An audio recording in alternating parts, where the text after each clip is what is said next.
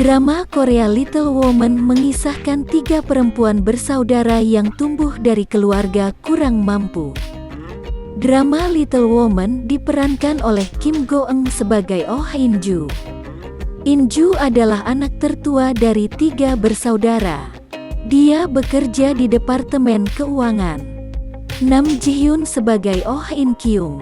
In-kyung adalah anak kedua. In-kyung bekerja sebagai jurnalis. Park Ji-hoo sebagai Oh In-hye.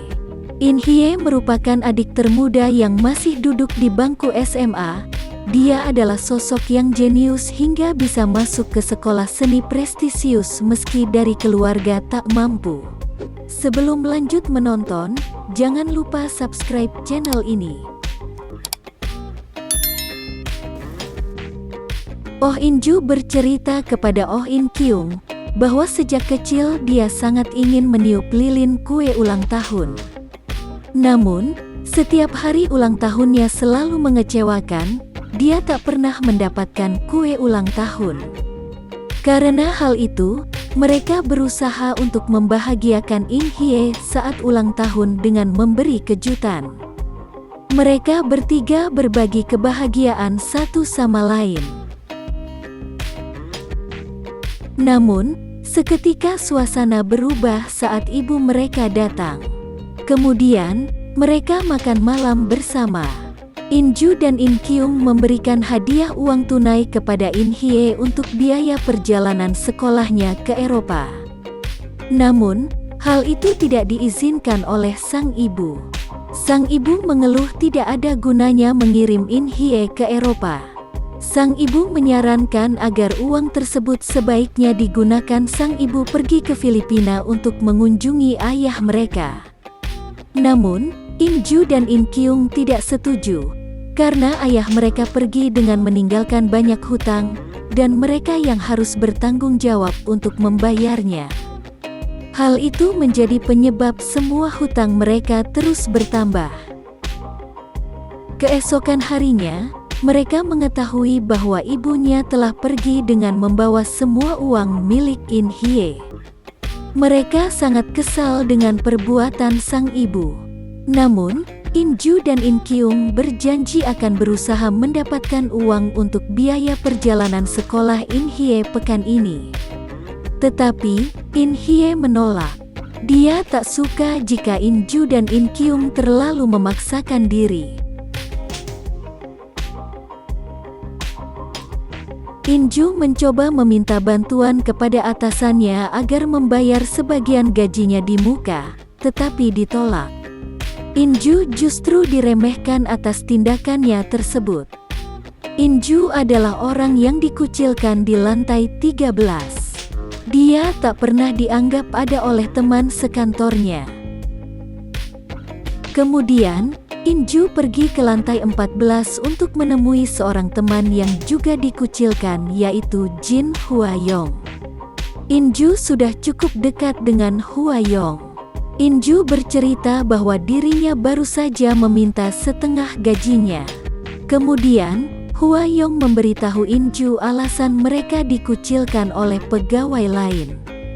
Karena semua pegawai departemen lulusan dari universitas kaya dengan latar belakang yang sangat bagus, tidak seperti mereka berdua. Kemudian, Hwa-yong akan meminjamkan uang yang In-ju butuhkan untuk membayar setengah dari biaya perjalanan. Di sela-sela mengobrol, In-ju menanyakan tato angka yang berada di kakinya. Hwa-yong menjelaskan angka itu tanggal kematian ibunya. Di sisi lain, In-kyung terus memikirkan uang yang harus dia berikan untuk In-hye. Sehingga, dia terpaksa ingin mengajukan pinjaman uang walaupun dengan suku bunga tinggi. Namun, tiba-tiba saja dia mendapat telepon dari neneknya yang memintanya untuk datang. In-kyung pernah tinggal bersama neneknya yang kaya raya. Namun, dia tidak bahagia sehingga dia pergi dari rumah. Saat ini In-kyung sangat membutuhkan uang, sehingga dia terpaksa mendatangi rumah neneknya untuk meminjam uang. In Kyung berhasil mendapatkan uang, namun dia harus menggantinya dengan membacakan koran setiap akhir pekan selama 6 bulan. Di sisi lain, In Kyung mengalami kesulitan di tempat kerjanya. Dia mendapat teguran dari seniornya karena sering menangis saat membawakan berita dan nafasnya tercium bau alkohol. Ternyata, In Kyung seorang pecandu minuman keras. Telah ditemukan banyak minuman keras di lemari kerjanya. Karena hal itu, In Kyung diskors selama 6 bulan. Di sisi lain, Hwa Young mengajak In Ju ke restoran mewah. Hwa Young meminjamkan sepatu miliknya agar In Ju terlihat seperti wanita kaya dan keren. In Ju bercerita kepada Hwa Young, jika ia memiliki banyak uang, ia akan tinggal di apartemen dengan saudara perempuannya dengan makanan yang cukup dan tidak perlu khawatir tentang uang. Kemudian In Ju bertanya pada Hwa Young, apa yang dia inginkan jika memiliki banyak uang? Namun, Hwa Young menjawab tidak ada yang ingin dia lakukan. Kemudian, Hwa Young meminta In Ju menandatangani beberapa dokumen dalam bahasa Inggris. Karena percaya pada Hwa Young, In Ju menandatanganinya tanpa meragukan apapun. Keesokan harinya, In Ju sedang menunggu Hwa Young di kantor. Namun, dia bertemu dengan rekan kerja Hwa Young dari Eropa yaitu Cha Do-il. Dia memberitahu In Ju bahwa Hwa Young tidak bisa dihubungi. Karena khawatir, In Ju mendatangi rumah Hwa Young.